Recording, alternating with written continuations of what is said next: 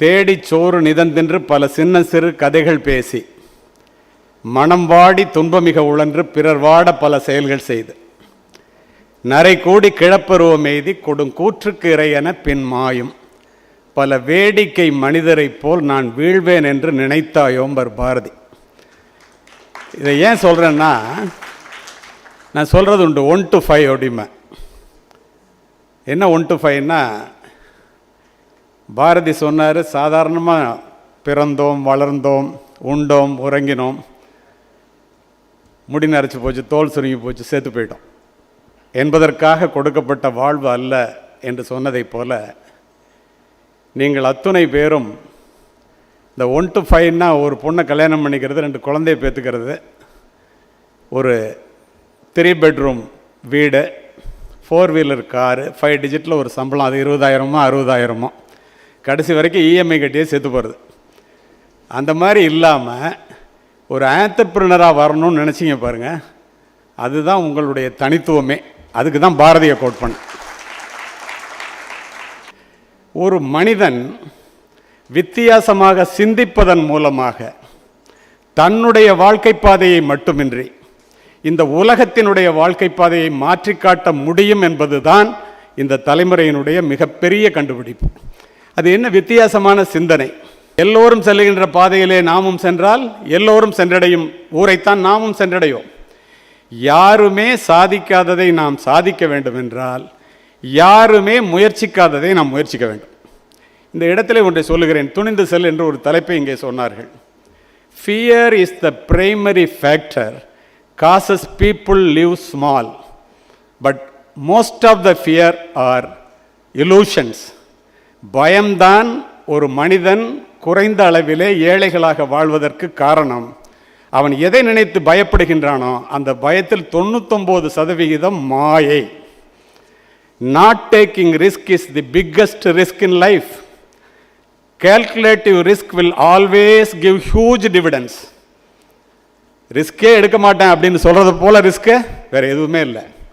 My dear friends, please come out from the comfort zone. Don't join the cautious crowd that plays not to lose, play to வின்பா. பாதுகாப்பான சூழ்நிலையில் இருக்கணுங்கிற கூட்டத்தோடு சேர்ந்துடாத, risk எடுக்கணுங்கிற கூட்டத்தோடு சேருங்க. அது கால்குலேட்டிவ் ரிஸ்காக இருக்கட்டும். செக்கு மாடு கூட செருக்கோடு நடக்கிறதா, எதிர்த்தார் போல் வண்டி வாகனத்திற்கு வழியே இல்லை, விபத்திற்கு வழியே இல்லை என்று நாம் நினைத்தால் புறப்பட்ட இடத்திலேயே புதைக்கப்பட்டு விடுவோம். It is very safe for the ship to be in the shore, but the ship is not meant for that purpose. கப்பல் கரையில் இருப்பது கப்பலுக்கு வேண்டுமானால் பாதுகாப்பானதாக இருக்கலாம். கப்பல் செய்யப்பட்டதனுடைய நோக்கம் அது அல்ல. கப்பல் என்றால் கடலிலே செல்ல வேண்டும், புயலினை எதிர்கொள்ள வேண்டும், சென்றடைய வேண்டிய இலக்கினை சென்றடைய வேண்டும். இந்த இடத்துல நிறைய என்டர்பிரினர்ஸ் இருக்கீங்க. ஒரு நல்ல உதாரணத்தை சொல்ல வேண்டும் என்று நினைப்பேன். If you want to become rich, you should read மோர்பாங்க. நான் அதிகமாக வாசிப்பவன். மிகப்பெரிய சாம்ராஜ்யமாக வளர்ந்த நோக்கியா சாம்ராஜ்யம் சரிந்தது. இந்த நோக்கியாவினுடைய சிஇஓ ஸ்டீஃபன் எலோப், உங்களுக்கு மிகவும் உபயோகமான கருத்து. 5.2 billion euros, it is equal to $7.2 billion. அமெரிக்காவில் நியூயார்க்கில் மைக்ரோசாஃப்ட் நிறுவனம் அதை வாங்குகிறான். மைக்ரோசாஃப்ட் நிறுவனத்தினுடைய சிஇஓ சத்யா நாதல்லா 2014 அவர் சிஇஓ ஆனார். லீடர்ஷிப்பை 2013 எடுத்துட்டார். இந்தியாவிலிருந்து சென்ற மாமனிதன். கையெழுத்து போடும்போது அந்த நோக்கியா சிஇஓ ஸ்டீஃபன் குலுங்கி அழுகுறான். எல்லாருக்கும் ஒரே ஸ்டன் ஆகிட்டாங்க. என்னையா பேசி விலை பேசி தானே கொடுக்குறோம், என்ன ஏன் அழுகுற அப்படின்னு. அவன் சொன்னான், இந்த காலகட்டத்திலே உங்களுடைய பிஸ்னஸ் எப்படி இருக்க வேண்டும் என்பதற்காக to reach a particular place is difficult, to maintain the same is very very difficult. ஒரு இடத்தை அடைவது மிகவும் சிரமமானது, அதை தக்க வைத்துக் கொள்வது அதை விட சிரமமானது. அதற்காக ஒரு ஆண்டர்பிரினர் கூட்டத்தில் இந்த பதிவை செய்கிறேன் நான். ஏன் அழுகுறேன்னு அவன் சொன்னான், we have not committed any mistake, we have not committed anything wrong, but somehow we லாஸ்ட்னு. நாங்கள் எந்த தப்புமே செய்யலையா, எப்பொழுதும் செய்கிறதே செஞ்சுட்டு இருந்தோம், எந்த தவறும் செய்யலை, ஆனால் தோத்துட்டோம் அப்படின்னா. உடனே சத்யநாதனில் சொன்னான், முதுகில் தட்டி கொடுத்து, இதெல்லாம் தெரிஞ்சுக்கணும் நீங்கள், நீ இப்போ சொன்ன பாரு அதாண்டா தப்புண்ணா. என்னன்னா, உன்னுடைய சக போட்டியாளர்கள் இந்த டிஜிட்டல் உலகத்திலே தங்களை டிஜிட்டல் மயமாக்கி கொண்டு எவ்வளவு வேகமாக வளர்கிறார்கள் என்பதை நீ கணிக்க தவறிவிட்டாய். செய்ததையே செஞ்சுக்கிட்டு இருந்த, தப்பே செய்யலை. ஆனால் போட்டியாளர்கள் எவ்வளோ வேகமாக முன்னேறாங்கிறத நீ பார்க்க தவறிய காரணத்தினால், அதை கணிக்க தவறிய காரணத்தினால் மிகப்பெரிய இடத்தை அடைய வேண்டிய நீ அந்த இடத்தை இழந்தது மட்டுமல்ல, இருந்த இடத்தையும் இழந்து நிற்கின்றீர்கள். இது தாண்டா காரணம்னா. நீங்கள் நினச்சி பாருங்கள், இந்த digital if you are preparing for today you are jobless டுமாரோம்மா. இன்றைக்கு நீங்கள் ப்ரிப்பேர் பண்ணுறது இன்னைக்காக இல்லாமல், நீங்கள் பாருங்களேன், ஆர்டிஃபிஷியல் இன்டெலிஜென்ஸ் வந்து உலகத்தை நாங்கள் தான் ஆட்சி செய்வோம் என்று தலை நிமிர்ந்து சொல்லிக் கொண்டிருந்த அமெரிக்காவிற்கு முன்னால் டீப்சீக்கு வந்து ஒரே நாளில் பல கோடி பில்லியனை காலி பண்ணிட்டான்.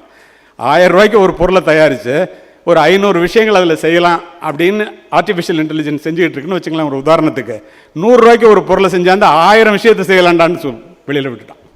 அப்போ எவ்வளவு வேகமாக இனிமேல் டிஜிட்டல் உலகம் இல்லை என்றால், அதை நீங்கள் கற்றுக்கொள்ளவில்லை என்றால் எந்த பிஸ்னஸும் நீங்கள் நினச்ச அளவுக்கு பெரிய அளவில் போக முடியாதுங்கிறது நிதர்சனமான உண்மை.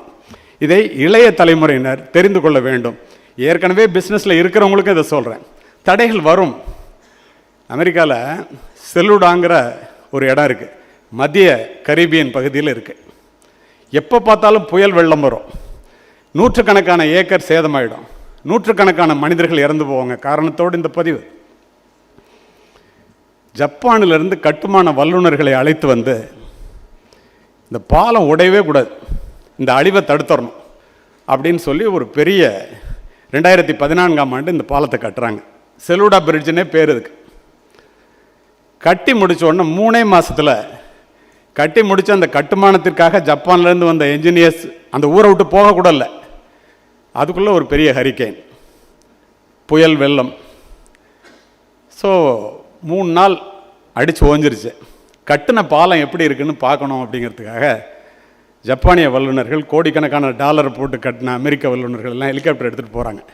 போய் பார்த்தா பாலம், எல்லா பாலமும் உடஞ்சிருச்சு. இந்த பாலம் ஒரு துளி கூட சேதமடையவில்லை, அப்படியே இருக்கு. ஒரே சந்தோஷம் உங்களுக்கு. அந்த சந்தோஷம் 2 நிமிஷம் கூட நீடிக்கலை.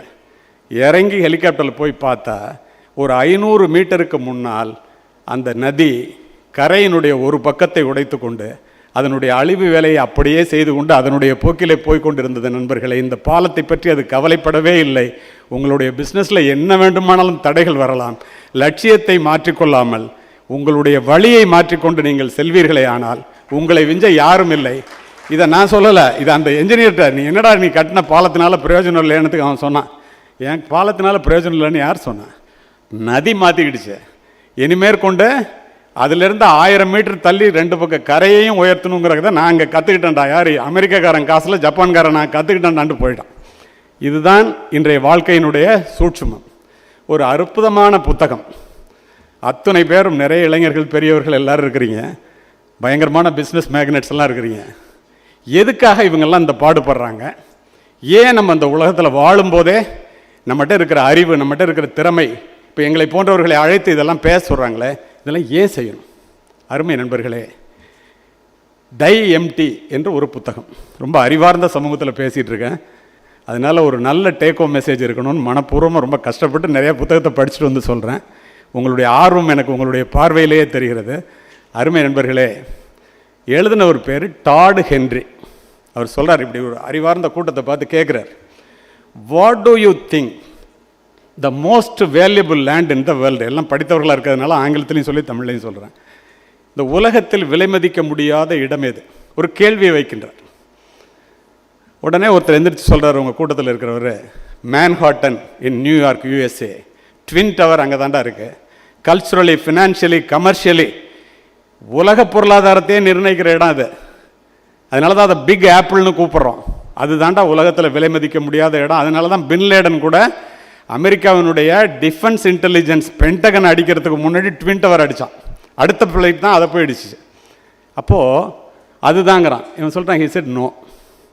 இன்னொருத்தன் எந்திரிச்சு காரணத்தோடு இந்த பதிவு, குவைத்திலிருந்து சவுதி அரேபியா வரைக்கும் தோன்ற இடத்துலலாம் கச்சா பொருள், எண்ணெய் வருது, ஃபியூவல் வருது. அதனால் UAE, யுனைடெட் அரப் எமிரேட்ஸ் தாண்டா உலகத்திலேயே விலை மதிக்க முடியாத இடம்னா அதையும் இல்லைன்ட்டான். இன்னொரு பெண் எழுந்து, இன்றைக்கி தங்கம் எப்படி இருக்குன்னு உங்களுக்கு தெரியும், உலகத்தில் கிடைக்கின்ற தங்கத்திலே 20% சவுத் ஆப்பிரிக்கன் கோல்டு மைன்ஸ்லேருந்து கிடைக்குது, அதுதாங்கிறாங்க. அதையும் இல்லைன்ட்டு பின்ன எதிரான்னு கேட்குறேன். அவன் சொல்கிறான், the most valuable land in the world is the graveyard. சுடுகாடுன்னு. ஏன்டா முட்டாப்பில்லாமல் ஏன்டா சுடுகாடை சொல்கிறான்னு எல்லாரும் இப்படி ஆச்சரியமாக பார்த்தாங்க. அவன் சொன்ன, அது எரிகிறது. பிரபஞ்சத்தினுடைய பிரம்மாண்ட தேவையான மின்சார பல்பை கண்டுபிடித்த தாமஸ் ஆல்வா எடிசன் உலகத்தை ஒளிமயமாக மாற்ற வேண்டும் என்று நினைத்து மாற்றி விட்டு இறந்து போனார். எல்லார் கையிலையும் உலகத்தை உள்ளங்கையில் அடக்கிற ஸ்டீவ் ஜாப் ஆப்பிள் ஃபோனை கண்டுபிடிக்கணும்னு நினச்சார், கண்டுபிடிச்சிட்டு செத்து போயிட்டார். Albert Einstein theory of relativity, உலகத்தில் கண்டுபிடிக்கப்படுகிற அத்துணை விஞ்ஞான கண்டுபிடிப்புகளுக்கும் அடிப்படையாக தான் கண்டுபிடிக்கணும்னு நினச்சான், கண்டுபிடிச்சிட்டு செத்து போயிட்டான். நிறைய பேர் இப்போ இங்கே பேசிய அத்தனை பேரும் இங்கே உட்கார்ந்துருக்கின்ற ஜாம்பவான்கள் எல்லாம் அவங்க வாழ்க்கையில் என்ன செய்யணும்னு நினச்சாங்களோ அதை செஞ்சு பிடிச்சிட்டு தன்னுடைய வாழ்க்கையிலே அதை பார்த்துட்டு இருக்காங்க. இதெல்லாம் இவங்கெல்லாம் செய்கிறாங்கல்ல, இவங்க இப்போ செஞ்சுட்டு இங்கே இருக்காங்க. இதை செய்து முடித்தவர்கள் தன்னுடைய வேலையை முடித்து விட்டு போய்விட்டார்கள். ஆனால் ஏன் சுடுகாடை சொன்னேன்னு கேட்டதுக்கு அவன் பதில் சொல்கிறான், இதை விட அறிவு, இதை விட ஆற்றல், இதை விட வசதி, இதை விட வாய்ப்பு அத்துணையும் இருந்த நிறைய பேர் தாங்கள் பெரிய அளவிலே சாதிப்பதற்குரிய அத்துணை வாய்ப்புகளை பெற்றும் கூட செய்யலான்னு இருந்து செய்யாமலே செத்து போனவெல்லாம் சுடுகாட்டில் போய் படுத்துட்டான்டா. விலை மதிக்க முடியாத எண்ணங்கள்லாம் அவனோட சுடுகாட்டில் தூங்குது. அதனால உலகத்தில் விலை மதிக்க முடியாத இடம் அதுன்னு சொன்னதோடு அவன் நிறுத்தியிருந்தா இது பெருசு இல்லை. இனிமேதான் கிளைமேக்ஸே. மை டியர் ஃப்ரெண்ட்ஸ், உங்களுக்கு சொல்கிறேன், don't go to your grave with your best work inside you. choose to die empty. உன்னுடைய திறமைகள் எல்லாம் சுடுகாட்டுக்கு கொண்டு போயிடாதீங்க, இங்கேயே விட்டுட்டு போயா. அதுதான்டா அந்த வாழ்க்கையினுடைய அர்த்தமே. நீ அங்கே கொண்டு போய் யாருக்கு என்ன? மகாபாரதத்தில் எத்தனை பேர் படிச்சிருப்பீங்கன்னு தெரியல, உத்தவ கீதைன்னு ஒன்று வரும். கூடவே இருப்பார் உத்தவர். புராணங்களாக இருந்தாலும் வாழ்க்கைக்கு தேவையான கருத்து, அதனால் இந்த இடத்துல பதிவு செய்கின்றேன். மகாபாரத போரை முடிச்சுட்டு கிருஷ்ணன் வைகுண்டம் போகணும்னு முடிவு பண்ணிவிடுவார். இவன் அதை கூட இருக்கிற உத்தவர் தெரிஞ்சுக்குவார். என்ன கிருஷ்ணா, எல்லாத்தையும் முடிச்சுட்ட, வைகுண்டம் போகணும்னு முடிவு பண்ணிட்ட போல் இருக்க அப்படின்னோடனே அவன் கண்டுபிடிச்சிட்டானேன்னு இப்படி பார்ப்பார். எங்களுக்கெல்லாம் ஏதாவது சொல்லிட்டு போகும்பார். கிருஷ்ணர் அவருக்கே ஒரு ஸ்டைலில் கேட்பார், உனக்கு என்ன வேணும்னு கேள்வி சொல்கிறேன் பார். அவர் கேட்பார், கா தக்ஷிணா. கா தக்ஷினான்னு அந்த உலகத்துக்கு நான் என்ன செய்யணும்? உடனே அவர் பதில் சொல்லுவார், ஞானோபதேசிகா, உன்னுடைய ஞானத்தை, உன்னுடைய அறிவை, உன்னுடைய அனுபவத்தை இந்த உலகத்திற்கு கொடுத்து விட்டு போ, எடுத்துக்கொண்டு போய்விடாத. அவரும் டை எம்டி சொல்கிறார். இப்போது மிகப்பெரிய அறிவாளி ஜார்ஜ் பெர்னாட்ஸா, அவர்கிட்ட போய் கேட்குறாங்க. அவர் சொல்கிறார், ஏன் இந்த பாடுபடுற, இவ்வளோ கஷ்டப்பட்டுட்டு இருக்க, இப்படி உழைக்கிற? இப்போ இங்கே சொன்னாங்க இல்லையா, ரிட்டையர்ட் ஆனதுக்கப்புறம் 15-20 வருஷமாக ஒரு மாதத்துக்கு 20 கூட்டங்கள் பேசிட்டு உலகம் பூரா போகிறாருன்னு, ஏன் செய்கிறேன்னு சொல்கிறேன். அப்போது அவர்கிட்ட போய் கேட்டாங்க. அவர் சொல்கிறாரு, I want to be thoroughly used up before I die. The harder I work, the more I live. I enjoy my life for its own sake. The life is not a brief candle to me. It is a sort of a splendid torch. I want to make it burn as brightly as possible before handing it to the future generation. எனக்கு வாழ்க்கைங்கிறது, நான் கொஞ்ச நாள் தான்டா இருப்பேன், வாழ்ந்த காலத்தை விட வாழப்போகின்ற காலங்கள் குறைவு என்பதை எல்லோரும் தெரிந்து கொள்ளுங்கள். அப்போது the life is not an inexhaustible well. நம்ம எல்லாரும் நினைக்கிற மாதிரி தோண்ட தோண்ட விடுற கிணறு அல்ல. Death ought to be right before the eyes of the young people as it is right before the eyes of the old பீப்புள்மா. வயதானவர்களுக்கு முன்னால் கொஞ்ச நாளில் நம்ம இறந்துருவோம், நல்லதை செஞ்சுட்டு போவோம், முக்கியமானதை செஞ்சுட்டு போவோம் இருக்கு இல்லையா, அதை மாதிரி இளைஞர்களுக்கு முன்னால் இருக்கணுமா. நம்ம ஒவ்வொரு அடி, ஒவ்வொரு நிமிடமும் நம்முடைய வாழ்வினுடைய இறுதி கட்டத்தை நோக்கி பயணித்துக் கொண்டிருக்கிறோம் என்ற உண்மையை விளங்கிக் கொள்ள வேண்டியது ஒன்றும் அவசகுணம்லாம் இல்லை. இதான் உண்மை. இதை யாரெல்லாம் புரிந்து கொள்கிறார்களோ அவர்கள் வாழ்க்கையில் நேரத்தை வீணாக்க மாட்டார்கள் என்பதற்காக இந்த பதிவு. அப்போது இந்த மாதிரி பெர்னாட்ஸா சொல்கிறாருன்னா, நான் இருக்கும்போது எவ்வளவுக்களவு கடுமையாக உழைக்கிறனோ, எவ்வளவுக்களவு சிந்திக்கிறனோ, அவ்வளவுக்களவு என்னால் நான் மற்றவர்களால் நினைவு கூறப்படுவேன். அதற்காக என்னிடம் இருப்பதை எல்லாம் எல்லோருக்கும் கொடுக்க வேண்டும் என்று நினைக்கின்றேன். அவரும் டைஎம்டியை சொல்கிறார். அருமை நண்பர்களே, இதை ஏன் எல்லாரும் செய்யணும்னு நினைக்கிறோம்? வாழ்க்கையில் ஒரு ஆண்டர்பிரினராக பெருசாக சாதிக்கணும்னு நினைக்கிறோம். சில பேர் மட்டும் சாதித்து முன்வரிசையில் அமர்கிறார்கள். நாம் சாதிப்பதற்கான முயற்சியிலே பல பேர் தோற்று விடுகிறார்களே ஏன்? ரவீந்திரநாத் தாகூர் அற்புதமாக சொல்லுவார், 4 லைனில் சொல்லுவார். தேசிய கீதத்தை கொடுத்த மனிதன், மிகப்பெரும் கவிஞர் என்ன சொல்லுவார் தெரியுமா?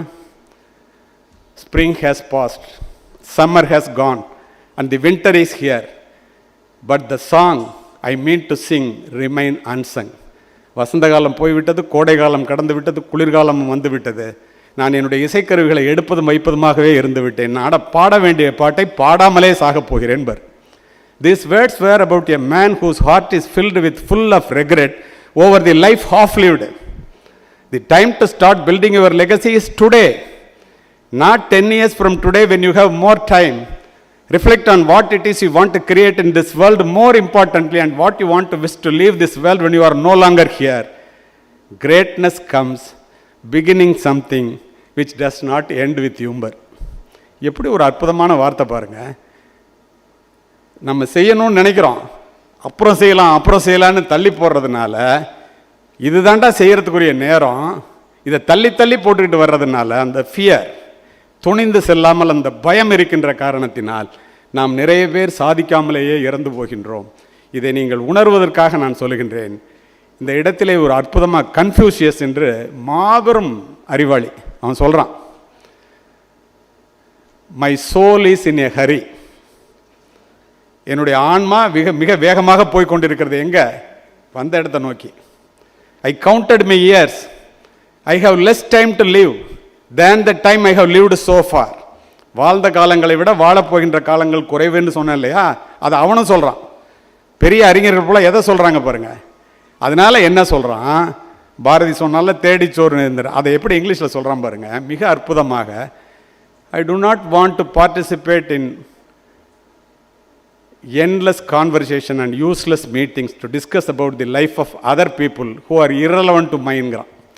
சும்மா தேவையில்லாமல் ஒன்றா கூடி உட்காந்து அடுத்தவனை பற்றி அவன் நல்லவனா கெட்டவனா இந்த ஸ்க்ரோல் பண்ணி செல்ஃபோனை பார்த்துக்கிட்டு நாளைக்கு வந்து அமெரிக்கா குண்டு போடுமா போடாதா, பாகிஸ்தான் ஜெயிக்குமா இந்தியா ஜெயிக்குமா, ஃப்ளைட்டு வந்து இது மாதிரி மற்ற ஃப்ளைட் ஆகுமா ஆகாதா, இவன் ஃப்ளைட்லேயே போயிருக்க மாட்டான். அதை மாதிரி உட்காந்துட்டு என்லெஸ் கான்வர்சேஷன்ஸ் பேசிகிட்டு இருக்காங்கல்ல, அதிலெல்லாம் பார்ட்டிசிபேட் பண்ணுறதுக்கு எனக்கு நேரமே இல்லை. ஏன் அப்படின்னா என்னோடய வாழ்க்கையை பற்றி எனக்கு தெரியும். I want to be very close with intelligent people and people who are human. மனிதாபிமானத்தோடு வாழ்க்கையில் சாதிக்க வேண்டும் என்று சாதித்தவர்களோடு, சாதிக்க வேண்டும் என்று விரும்புவர்களோடு நான் இருக்க விரும்புகின்றேங்கிற. அதனால தான் உங்கள் முன்னாடி நாங்கள்லாம் வந்து நிற்கிறோம். அந்த மாதிரி இருக்க விரும்புகின்ற பொழுது அதை கடைசி அவன் என்ன சொல்கிறான்? I don't intend to waste any of my remaining time. யோசித்து பாருங்க, மீதி இருக்கிற நாட்களை நான் வீணாக்கிறதுக்கே விரும்பலைங்கிறான். ஏன்? how much work did you do today that you will be proud of tomorrow? Did you make progress on what matters most to you? We have stopped unleashing our best work each day. Greatness emerges when you consistently choose to do the right thing even when it is uncomfortable. நேற்று தூத்துக்குடியில் பேசிட்டு ராத்திரி பூரா travel பண்ணி இன்றைக்கி காலையில் உங்கள்கிட்ட பேசுகிறது கஷ்டம்தான். ஆனால் எவன்லாம் இந்த கஷ்டமான வேலையை தொடர்ந்து செய்கிறானோ கன்சிஸ்டண்ட்டாக, அவனை விஞ்ச ஆள் இல்லை என்பது தான் சத்தியமான உண்மை. இதை நாம் புரிந்து கொள்ள வேண்டியது அவசியம். இந்த டை எம்டியில் டாடு ஹென்றி என்ன செய்கிறேன்னு சொல்கிறான், மிக அற்புதமாக சொல்லுவான். I have looked into the mirror every day morning and asked myself, if today were the last day of my life, would I want to do what I am about to do today? இன்றைக்கு என்னோட கடைசி நாளாக இருந்தால் தினம் கண்ணாடியில் எழுந்திரிச்சு நான் பார்ப்பேன். பார்க்கும்போது என்னையே நான் கேட்டுக்குவேன், இன்றைக்கி நான் கடைசி நாளாக இருந்தால் இன்றைக்கி என்ன செய்ய போகிறேனோ அதை செய்வேனா இல்லை வேறு செய்வேனா? எப்படி பாருங்கள். எப்பெல்லாம் அதுக்கு ஆன்சர் நோன்னு வருதோ உடனே நான் என்னுடைய வேலை, முக்கியமான வேலையை மாற்றிக்குவேன். இதிலேருந்து நமக்கு என்ன தெரியுது? இப்போ உங்கள் எல்லாரையும் பார்க்குறேன். I believe that you are capable of doing more. The best work is still ahead of you. However all the positive thing in the world will not amount to anything without decisive action.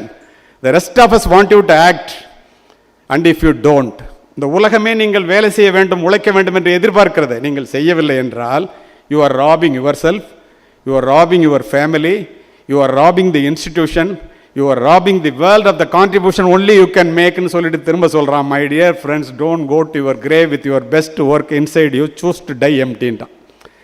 அத்துணையும் நான் செய்வதற்கு காரணமே நான் போவதற்குள்ளாக என்னுடைய திறமை, என்னுடைய அனுபவம், என்னுடைய அறிவு அத்துணையும் இந்த உலகத்திற்கு கொடுத்து செல்ல வேண்டும். சரி, இப்போ இதெல்லாம் இவங்கெல்லாம் சொல்லிட்டாங்க. ஒரு வித்தியாசமான சிந்தனை வாழ்க்கையில் ஜெயிக்கும். அருமை நண்பர்களே, இந்த இடத்தில் மிக முக்கியமான ஒன்றை பதிவு செய்கின்றேன். உங்களுக்கு நான் ஒரு ரகசியத்தை சொல்லுகின்றேன். உங்களுக்கு வேண்டிய பணம், உங்களுக்கு வேண்டிய பொருள், உங்களுக்கு வேண்டிய அமைதி, மகிழ்ச்சி அத்துணையும் இந்த ரகசியம் தரும். இந்த ரகசியத்தின் பெயர் 2000 ஆண்டுகளுக்கு கிறிஸ்து பிறப்பதற்கு முன் கல்லிலே செதுக்கப்பட்டது. அதெல்லாம் தெரிஞ்சுக்கிட்டவங்க அங்கே முன்னாடி உட்காந்துருக்குறாங்க. தெரியாதவர்கள் நான். வேற ஒன்றும் இல்லை, அதோட பேர் ஈர்ப்பு விதின்னு தமிழில் சொல்கிறாங்க, லா ஆஃப் அட்ராக்ஷன் இங்கிலீஷில் சொல்கிறாங்க. எப்படி ஒரு காந்தம் தன்னை சுற்றியுள்ள பொருட்களை தன்னை நோக்கி இழுத்து கொள்கிறதோ, உங்களுடைய எண்ணம் தான் இந்த உலகத்திலேயே மிகப்பெரிய காந்தம். உங்களுக்கு என்ன வேண்டும் என்பதை தெளிவாக சிந்தித்து நீங்கள் பிடித்து கொண்டீர்களே ஆனால், உங்களுக்கு என்ன வேண்டுமோ காந்தம் தன்னை நோக்கி தனக்கு வேண்டியதை இழுத்துக்கொள்வதைப் போல அது உங்களை வந்தடையும். இது சத்தியம். உலகத்தில் உள்ள பணத்திலே 100% பணம் என்று வைத்துக் கொள்ளுங்கள். 96% பணம் 1% மனிதர்களிடம் மட்டுமே இருக்கிறது என்றால் நீங்கள் நம்புவீர்களா? காரணம், அவர்கள் அதை தவிர வேறு எதை பற்றியும் சிந்திப்பதில்லை. உலகத்தில் உள்ள அறிவிலே 2% பேரிடம்தான் மிகப்பெரிய அளவிலே அறிவு இருக்கிறதாம். ஏனென்றால் அவர்கள் புத்தகத்தை படிப்பது, அறிவை வளர்த்துக் கொள்வது, படித்தவர்களிடம் கேட்டு தெரிந்து கொள்வது, இதை தவிர வேறு எதையுமே அவர்கள் செய்வதில்லை. இதெல்லாம் ரைட்டு. மணி எல்லாரும் அதானே இப்போ பேசும்போது ஹரி தியாகராஜன் அதை தான் சொன்னார். அவங்க மேடம் மீராவும் அதை தான் சொன்னாங்க. நான் சொல்கிறேன் உங்களுக்கு, money is the medium by which your earthly success is measured. பணத்தை அளவுகோலாக வைத்துத்தான் உன்னுடைய வாழ்க்கையிலே நீ வெற்றி பெற்றவனா தோல்வி அடைந்தவனா என்பதை இந்த உலகமே தீர்மானிக்கிறது. இது யாரும் மறுப்பதற்கில்லை. அடுத்து, money is plentiful for those who knows the simple laws which governs its acquisition. பணத்தை சேர்ப்பதற்கான சூட்சுமத்தை யாரெல்லாம் தெரிந்து வைத்திருக்கிறார்களோ, ஃபினான்ஷியல் நாலேஜ் என்று ஆங்கிலத்தில் சொல்லுகிறோமோ, அவர்களிடம் மட்டுமே பணம் குவிகிறது. ஏன் பணத்தை குவிக்கணும்? Money makes possible the enjoyment of the best the earth affords. உலகத்தில் இருக்கின்ற மிகப்பெரியவற்றை, அற்புதமானவைகளை நீ அனுபவிக்க வேண்டும், பிள்ளைகளுக்கு கொடுக்க வேண்டும். கல்வியில் ஆரம்பித்து எதை வேண்டுமானாலும் வைத்துக் கொள்ளுங்கள். பணம் இருந்தால் மட்டுமே செய்ய முடியும். சிம்பிளாக சொல்லணும்னா, பணம் உங்கள்கிட்ட இருந்தால் ஹவ் ஆர் யூ அப்படின்னு கேட்பான். பணம் இல்லைன்னா ஹூ ஆர் யூமா. யோசித்து பாருங்கள். அண்ணன் என்னடா, தம்பி என்னடா, அதிசயமான உலகத்திலே ஆசை கொள்வதில் அர்த்தம் என்னடா, காசில்லாதவன் குடும்பத்திலேன். பானையிலே சோறு இருந்தால் பூனைகளும் சொந்தமடா, சோதனையை பங்கு வச்சால் சொந்தமில்லை பந்தமில்லை. எளிமையாக புரிகிற மாதிரி. இப்போது இதில் என்ன ஒரு சூட்சுமம் என்றால், ரிச்சஸ்ட் மேன் இன் பாபிலோன் அப்படின்னு ஸ்டீஃபன் ஒருத்தர் ஒரு புக் எழுதியிருக்கார். அதில் அவன் சொல்கிறான், money is governed by the same laws even today when prosperous people thronged in the streets of Babylon 6000 years backங்கிறான். 6000 ஆண்டுகளுக்கு முன்னால் பணத்தை சேர்ப்பதற்குரிய சூட்சுமம் எதுவாக இருந்ததோ இன்று வரை அது அதுவாகத்தான் இருக்கிறது. இந்த சூட்சுமத்தை நாம் தான் தெரிந்து கொள்ளவில்லை. என்ன, அத்தனை பேரும் தெரிந்தவர்களாக இருந்தாலும் ஒரு பேச்சாளனுடைய கடமை அது உங்கள் மனதிலே பதியும்படி சொல்லுவது தானே. சிக்கனமாக இளமையிலே சேமித்து வாழ்பவன் பணக்காரனாவதை யாராலும் தடுக்க முடியாது. ஆகாறு அளவிட்டதாயினும் கேடில்லை, போகாறு அகலாக்கடை. வர்ற வழி செல்வம் எவ்வளவு சின்னதாக இருந்தாலும் பரவாயில்ல, போகிற வழி அதை விட சின்னதாக இருந்தால் நீ பணக்காரன்டா சொல்கிறது வள்ளுவர். உதாரணம் யார்? Warren Buffett.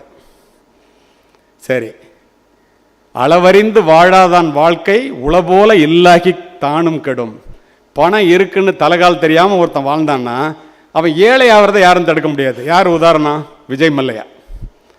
ஆன முதலில் அதிகம் செலவானால் மானம் அழிந்து மதிகெட்டு போன திசை, எல்லாருக்கும் கல்லனாய் ஏழ்பிறப்பும் தீயனாய் நல்லாருக்கும் பொல்லனாம் நாடுன்ட்டான்.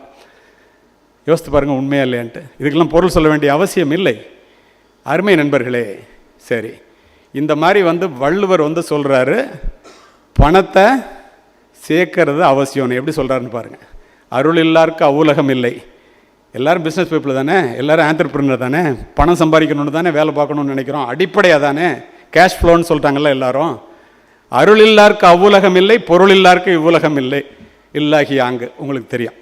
அடுத்து என்ன சொல்கிறார் பாருங்க, இல்லாரை எல்லோரும் எள்ளுவர், செல்வரை எல்லோரும் செய்வர் சிறப்பு. பணம் இல்லைன்னா உன்னை எள்ளி நகையாடுவான்டா, பணம் இருந்தால் உன்னை தூக்கி வச்சு கொண்டாடுவான்டா. யார் சொல்கிறா? வள்ளுவர். பொருளில்லாரை பொருளாக்கும் பொருள் அல்லது இல்லை பொருள்னர். ஒரு பொருட்டே இல்லாதவனை கூட பணம் இருந்துச்சுன்னா உன்னை இந்த உலகம் கொண்டாடும். அதுதான்டா பொருளோட சக்தி. இதெல்லாம் விட கரெக்டாக அவனு சொல்லுவார் பாருங்க, செய்க பொருளை செருணர் செருக்கு அறுக்கும் எஃகு அதனினும் கூறியது இல். பணத்தை செய்டா, பொருளை சேமிடா, பொருளை சம்பாதிடா. யார் சொல்றா? வள்ளுவர் சொல்றார். ஏன்னா உன்னுடைய எதிரியினுடைய திமிரை அறுப்பதற்கு அடக்குவதற்கு அதை விட கூர்மையான ஆயுதம் உலகத்தில் இல்லடான்ட்டார். யோசிச்சு பாருங்க. ஆனால் அந்த பொருளை எப்படி சம்பாதிக்கணும்னு வள்ளுவர் சொல்றார். அதுதான் நம்மளால் நிறைய பேர் மறந்துடுறோம்.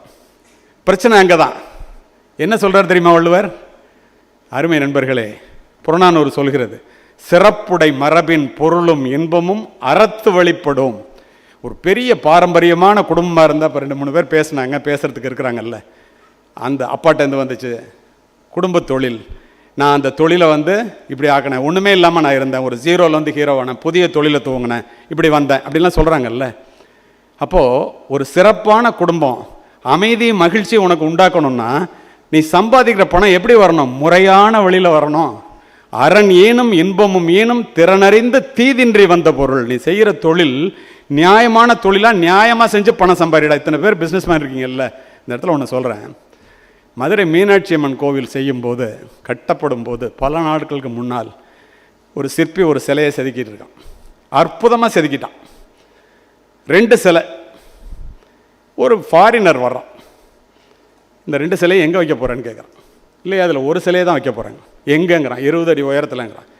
20 அடி உயரத்தில் ஒரு சிலையை வைக்கிறதுக்கு ஏன் 2 சிலை செய்கிறேன்? என்ன பைத்தியக்காரனாங்கிறான். இல்லை, அதில் ஒரு ஒச்சம் வந்துருச்சு, ஒரு குறை வந்துருச்சுங்கிறான். என்ன குறை? நான் சுற்றி பார்க்குறேன், ஒன்றுமே தெரியலையேங்கிறான். மூக்கில் ஒரு ஹேர்பின் கிராக், ஃப்ராக்சர் மாதிரி சொல்லுவோம் இல்லையா, ஹேர்பின் கிராக். உனக்கு தெரியாது அதுங்க? எனக்கே சுற்றி பார்க்குறேன் உத்து பார்க்குறேன்னு தெரியல, 20 அடி உயரத்தில் வைக்கிற, யாருக்கே அது தெரிய போகுது? எனக்கு தெரியலங்கிறான். எனக்கு தெரியலங்கிறான். மேக்ஸ் முல்லர் எழுதுகிறான், if India is dead the world is dead much before. அவ்வளவு நியாயமானவர்கள், அவ்வளவு உண்மை உள்ளவர்கள், அவ்வளவு இதயபூர்வமானவர்கள். அதுதான் இந்தியாவினுடைய சிறப்பு. உங்களுடைய தொழிலில் நீங்கள் வெற்றி பெற வேண்டும் என்றால் அப்படித்தான் இருக்க வேண்டும். அப்போ பணம் வர்ற வழி நியாயமான வழியில் வரணும். ஈன்றால் பசிகான்பால் ஆயினும் செய்யற்க சான்றோர் பழிக்கும் வினை. பெற்ற தாய் பசியோடு இருந்தால் கூட தப்பான வழியில் பணம் சம்பாதிக்க சொல்கிறது யார்? திருவள்ளுவர். ஆபிரகாம் லிங்கன் அமெரிக்க ஜனாதிபதியாக இருக்கும்போது தன்னுடைய பிள்ளை படிக்கின்ற கல்லூரியினுடைய முதல்வருக்கு ஒரு கடிதம் எழுதினார், உலக புகழ்பெற்ற கடிதம். அதில் ஒரு லைன் வரும், உழைப்பின் மூலமாக வருகின்ற $1 உழைப்பு இல்லாமல் வருகின்ற $100 விட உயர்ந்தது என்பதை என் பிள்ளைக்கு மட்டுமல்ல, உடன் படிக்கின்ற பிள்ளைகள் அத்துணை பேருக்கும் சொல்லித்தாருங்கள். நினைச்சு பாருங்க, எப்படிப்பட்ட மனிதர்கள் வாழ்ந்த நாடு. அந்த நாட்டிலும் சரி இந்த நாட்டிலும் சரி, அதை 1000 ஆண்டுகளுக்கு முன் சொன்னவன் தமிழன். இப்போ பணம் வேணும், பணத்தை சம்பாதிக்கணும். பணத்தை எப்படி சம்பாதிக்கணும்? தப்பான வழியில் சம்பாதிச்சா, கண்ணதாசன் சொல்லுவார் அர்த்தமுள்ள இந்து மதத்தில், ரொம்ப கவனமாக கேட்குறீங்க அதனால் சொல்கிறேன். $6 சம்பளத்துக்கு வேலை பார்த்தேன் மளிகை கடையில். $100 சம்பளம் இருந்தால் பெரிய ஆள், நம்ம மெட்ராஸுக்கு போகலான்னு கையில் பெட்டியோடு கண்ணகி சிலை கீழே படுத்திருந்தேன். ஒரு பாட்டு எழுதுனேன் கோடம்பாக்கத்தில், $1000 கொடுத்தான். இந்த மனசு சொன்னிச்சு, லட்சாதிபதி ஆகி தான் காரைக்குடி போகணும். ஒரு பாட்டுக்கு $1,00,000 கொடுத்தான். இந்த மனசு, அதே மனசு சொன்னிச்சு, கோடீஸ்வரனாகி தான் காரைக்குடி போகணுன்னு. கோடிகள் குவிந்த பின்னும் இந்த ஏழை மனம் அமைதி அடைகிறதா என்றால் இல்லை, நோட்டடிக்கிற உரிமையையே கேட்கிறது. கீழே சொல்லுவான், பணம் சம்பாதிக்கிறது தப்பு இல்லை, உழைச்சி சம்பாரி. ஆனால் செல்வம் என்பது சிந்தையின் நிறைவே. பணம் போதும்னு நினச்சா போதும். அதே தப்பான வழியில் வர்ற பணம் இருக்க, ராபின் சர்மா மிக அழகாக சொல்லுவான், இந்தியா, இப்போ நீங்கள்லாம் தொழில் முனைவோர்கள், உழைச்சி சம்பாதிக்கிறீங்க. நான் சொன்ன கேட்டகரியில் 2 இருக்குது, நல்லா கவனிச்சுங்க. இந்த பணம் அதிகமாக சம்பாதிக்கிறவன் அயோக்கியம் அப்படின்னு நம்ம பொது புத்தியில் நம்ம மக்கள் சொல்லி சொல்லி நமக்கு பதிய வச்சுட்டாங்க. அது தவறு. ஏன் அப்படின்னா, அரசியல்வாதிகளோ அல்லது மற்றவர்களோ, அரசியல்வாதிகள் சிலரோ தவறான வழியிலே, மிக மோசமான வழியிலே பணம் சம்பாதிப்பதை பார்த்து பணம் நிறையா வச்சுருந்தா அவன் அயோக்கியன்னு தமிழ்நாட்டில், இந்தியாவில் நினைக்க ஆரம்பிச்சிட்டான். ஆனால் வெளிநாட்டில் அப்படி இல்லை. இங்கே உள்ள பிஸ்னஸ் மேனை மாதிரி, என்டர்பிரினர்ஸ் மாதிரி உழைச்சி சம்பாதிக்கிறவனுக்கு உள்ள மரியாதையும் அவனுடைய உழைப்பினால் உயர்கின்ற உயரத்தையும் பார்த்தால் வியந்து போவீர்கள்.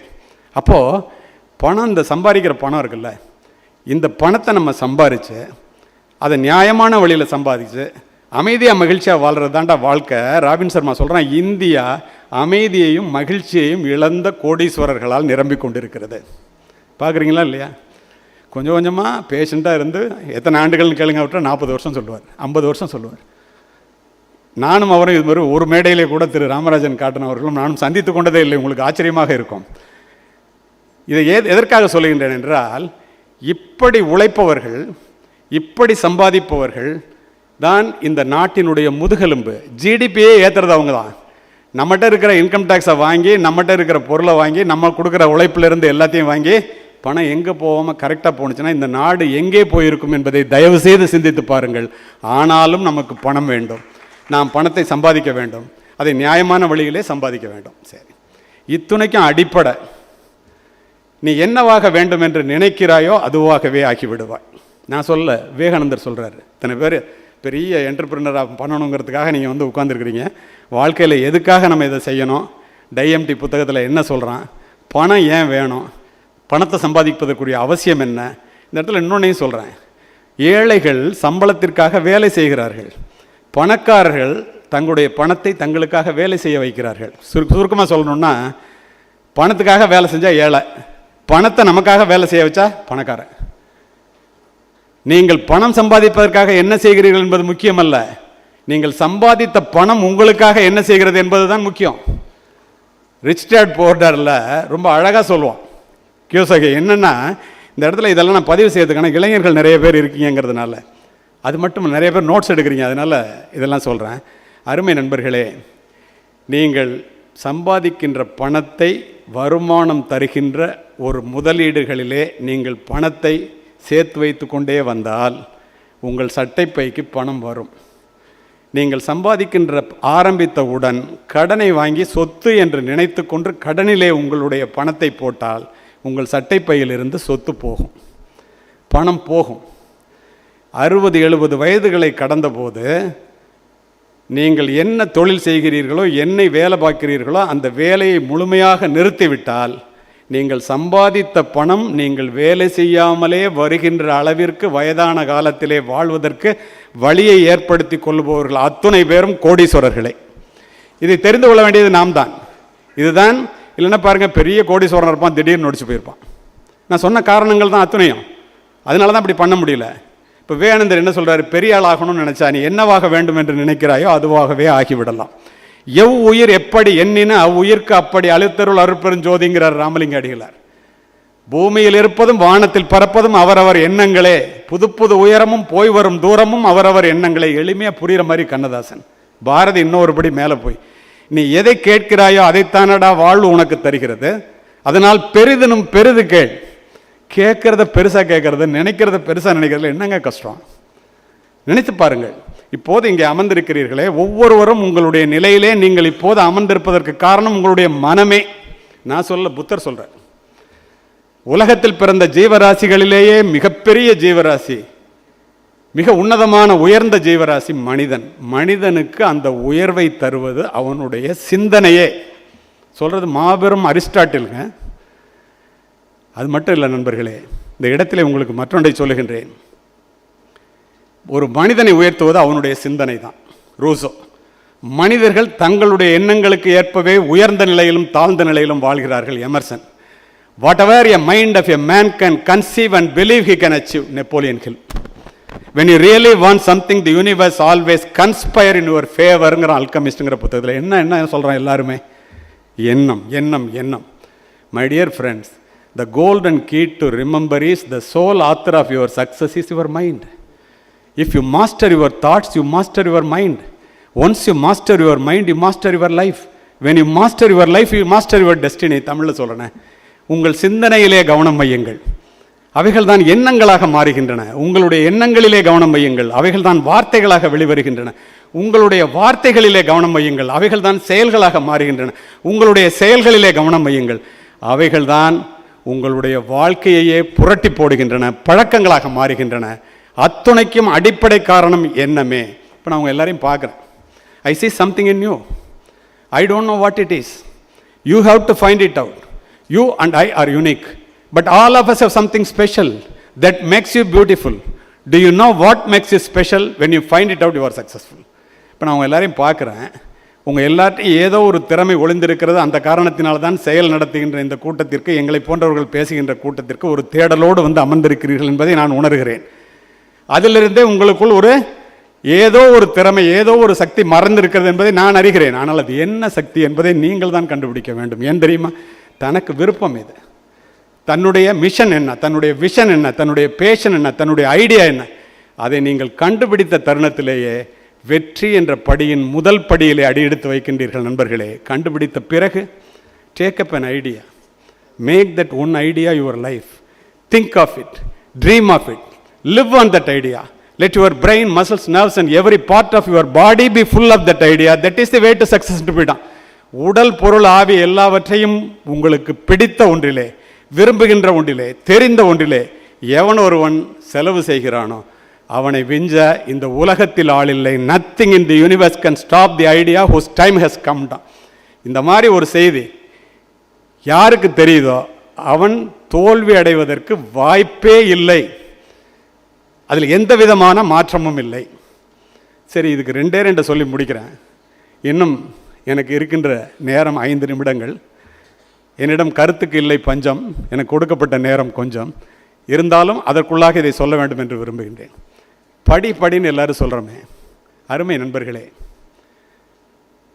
வாளினுடைய கூர்மையும் நூலினுடைய கூர்மையும் மட்டுமே இந்த நாட்டை ஆள்கிறது. ஒரு பெரிய பிஸ்னஸ் என்டர்பிரினர் ஆகணும்னா அனுபவம் மட்டும் இல்லை. பெரிய ஆட்கள்லாம் பாருங்கள், பெரிய பெரிய பிஸ்னஸ் மேக்னெட்லாம் தொடர்ந்து படிப்பவர்களாகவே, அவர்கள் சம்பந்தப்பட்டதை படிப்பவர்களாகவே.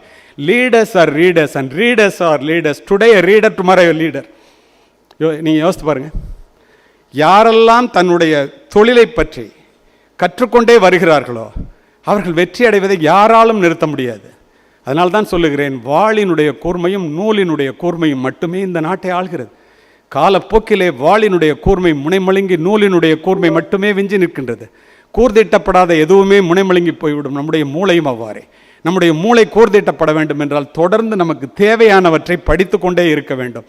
நீரளவே ஆகுமாம் நீராம்பல், தான் கற்ற நூலளவே ஆகுமாம் நுண்ணறிவு. யோசித்து பாருங்கள், ஏன் படிக்கணும்? தன்னை அறிந்து கொள்வது எப்படி? இதெல்லாம் பள்ளிக்கூடத்தில் சொல்லித்தரதில்லை. 4 சுவர்களுக்குள் கரும் பலகைகளும் பாட புத்தகங்களும் சொல்லித்தராது. தன்னை அறிந்து கொள்வது எப்படி? மனிதர்களை புரிந்து கொள்வது எப்படி? உலகத்தை தெரிந்து கொள்வது எப்படி? வாழ்க்கையில் ஜெயிப்பது எப்படி? போராட கற்றுக்கொள்வது எப்படி? அத்துணையும் புத்தகங்கள் உங்களுக்கு சொல்லித்தரும். இங்கே சொன்னாங்கல்ல, கண்ணதாசன் சொல்லுவார், நான் 100 புத்தகங்களை படிச்சுட்டு 1 மணி நேரம் பேசுகிறேன், நீ 100 புத்தகங்களையும் படிக்க மாட்டேங்கிற, நான் சொல்கிறதையும் கேட்க மாட்டேங்கிறேடா, எப்பரா உருப்படுவோம் பேர். இது சொல்கிறது யார்? கண்ணதாசன். அப்போது இதெல்லாம் எப்படிங்கிறத எதிலிருந்து தெரிஞ்சுக்க முடியும்? புத்தகங்கள். ஏன் நீ இன்று நூலகத்திற்கு போ, நாம் எவ்வளவு பெரிய முட்டாள்கள் என்பதை அங்குள்ள புத்தகங்கள் சொல்லும். அணுகுண்டு கூட ஒரு முறை தான் ஓசையுடன் வெடிக்கும் நண்பர்களே. புத்தகங்கள் திறக்கும் போதெல்லாம் ஓசையின்றி வெடிக்கும். சொல்லுபவர் ஜெயகாந்தன். யோசித்து பாருங்கள், உண்மையா இல்லையா என்று. தயவு செய்து படியுங்கள், நல்ல புத்தகங்களை தேடி தேடி படியுங்கள். இறுதியாக முடிக்கின்றேன். உடல்நலம். இந்த ஆண்டர்பிரினர்ஸுக்கு எந்த பெரிய கூட்டத்தில் பேசினாலும் நான் சொல்ல விரும்புவது இதை சொல்லி என்னுடைய உரையை முடிக்கின்றேன். வாழ்வினுடைய முதலாவது இன்பமும் முதன்மையான இன்பமும் உடல்நலமே. இன்பத்தினுடைய உயிர்கோட்பாடு உடல்நலம், உடல்நலத்தினுடைய உயிர்கோட்பாடு உடற்பயிற்சி. ஒரு மனிதன் உடலை மட்டும் வளர்த்து கொண்டு அறிவை வளர்த்து கொள்ளாமலோ, அறிவை மட்டும் வளர்த்து கொண்டு உடலை வளர்த்து கொள்ளாமலோ இருந்தால் அவனுடைய வாழ்க்கை ஒரு நிறைவேறாத வெற்றியாகத்தான் முடியும். எந்த ஒரு மனிதன் தன்னுடைய உடலையும் அறிவையும் சேர்த்து வளர்த்து கொள்கிறானோ கடைசி வரை தன்னுடைய காலத்திலேயே தன்னுடைய வெற்றியை, தன்னுடைய பிள்ளைகளினுடைய வெற்றியை, தன்னுடைய பேரப்பிள்ளைகளினுடைய வெற்றியை பார்த்துவிட்டு இறக்கின்றான். Indira Gandhi was shot dead. யாருமே எதிர்பார்க்காத தருணத்திலே, காரணத்தோடு இந்த பதிவு ஒரு காவல்துறை அதிகாரியாக நட்வர் சிங் உள்பட எல்லாரும் போய் நாடு தலைமை இழந்து தவிக்குது, நீங்கள் தான் தலைமை பொறுப்பை ஏற்றுக்கணும். பைலட்டாக இருந்துகிட்டு இருக்காரு ராஜீவ்காந்தி, தயவுசெய்து பொறுப்பை ஏற்றுங்க, பிரதமர் பொறுப்பை.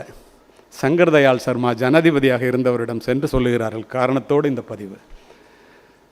சற்று நேரம் யோசித்து விட்ட அந்த மாபெரும் மனிதன், மிகப்பெரிய ஸ்காலர், இந்த விரல் நுனியால் என்னால் இந்த இந்தியாவை வழிநடத்த முடியும், ஆனால் என்ன நடத்துறதுக்கே 2 பேர் தேவையாக இருக்க தம்பி. நடக்க முடியாத ஒருவன் இந்தியாவினுடைய முதல்வராக, பிரைம் மினிஸ்டராக, பிரதமராக இருந்தால் இந்த நாட்டிற்கு அசிங்கம், அந்த பதவியை என்னால் ஏற்றுக்கொள்ள முடியாது என்று சொன்னார். காரணம், அறிவை வளர்த்து கொண்ட அளவிற்கு நான் என்னுடைய உடலை வளர்த்து கொள்ள தவறிவிட்டேன். அவர் சொன்னது, நான் சொல்லலை. ஜூஜூன்வாலா ஷேர் மார்க்கெட் எல்லாருக்கும் தெரியும், 13,000 கோடிக்கு அதிபதி. சாகிற நேரத்தில் சொல்கிறார், my best investment is in share, my worst investment have been my health, I advised all of you to invest more in ஹெல்த்துங்கிறார். நண்பர்களே, நான் ஒரு மருத்துவமனைக்கு சொந்தக்காரன். என்னை தவிர என்னுடைய வீட்டில் எல்லோரும் மேல் படிப்பு முடித்த மிக பெரும் மருத்துவர்கள். ஆனால் நான் உங்களுக்கு ஒன்றை சொல்லுகின்றேன், ஆரோக்கியத்தை தேடுகின்ற இடம் மருத்துவமனை அல்ல, மைதானம்தான். ஒரு மனிதன் மைதானத்திலே நேரத்தை செலவு செய்யவில்லை என்றால் அவன் மருத்துவமனையிலே நேரத்தை செலவு செய்துதான் ஆக வேண்டும்.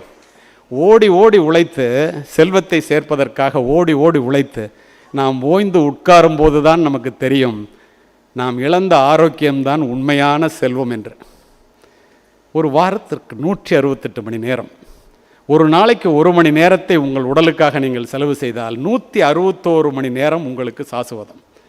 இதையெல்லாம் சொன்ன பிறகு கூட எனக்கு நேரம் இல்லை என்று நீங்கள் சொன்னால், சென்னையிலிருந்து மதுரைக்கு நான் மிக அவசரமாக போக வேண்டும், எனக்கு நேரமே இல்லை, பெட்ரோல் போடக்கூட நேரம் இல்லை என்று சொன்னால், எப்படி புறப்பட்ட பாதி நேரத்திலேயே நம் பயணம் முடிந்து விடுமோ அப்படி நம்முடைய வாழ்க்கை பயணமும் முடிந்துவிடும். தயவு செய்து நம்முடைய வாழ்க்கை அப்படித்தான். உடலை பாதுகாப்பதற்கு நேரம் செலவு செய்ய எனக்கு நேரம் இல்லை என்றால் நம்முடைய வாழ்க்கை பயணமும் முடிந்துவிடும். அருமை நண்பர்களே, உடலில் உறுதி உடையவரே உலகில் இன்பம் உடையவராம். இடமும் பொருளும் நோயாளிக்கு இனிய வாழ்வு தந்திடுமோ, சுத்தமுள்ள இடமெல்லாம் சுகமும் உண்டு, நீ அதனை நித்தம் நித்தம் பேணுவையில் நீண்ட ஆயுள் பெறுவாயே. காலை மாலை உலாவி தினம் காற்று வாங்கி வருவோரின் காலை தொட்டு கும்பிட்டு காலன் ஓடி போவானே. யமனே தினம் காலையில் சாயந்தரம் எக்ஸசைஸ் பண்ணிட்டு நடந்துட்டு வரவன் காலை தொட்டு கும்பிட்டு ஓடி போனான். அருமை உடலின் நாமெல்லாம் அறியும் வகையில் அறிவோமே, வருமுன் நோயை காப்போமே, வையம் புகழ வாழ்வோமே, தூய காற்றும் நன்னீரும் சுண்ட பசித்தவன் உணவும் நோயை விரட்டி விடுமப்பா 100 வயது தருமப்பான்னர். இதை அத்தனை பேரும் புரிந்து கொள்ளுங்கள். வாய்ப்பிற்கு நன்றி. அமைதி காத்த அத்துணை நல்ல உள்ளங்களுக்கும் நன்றி. வணக்கம்.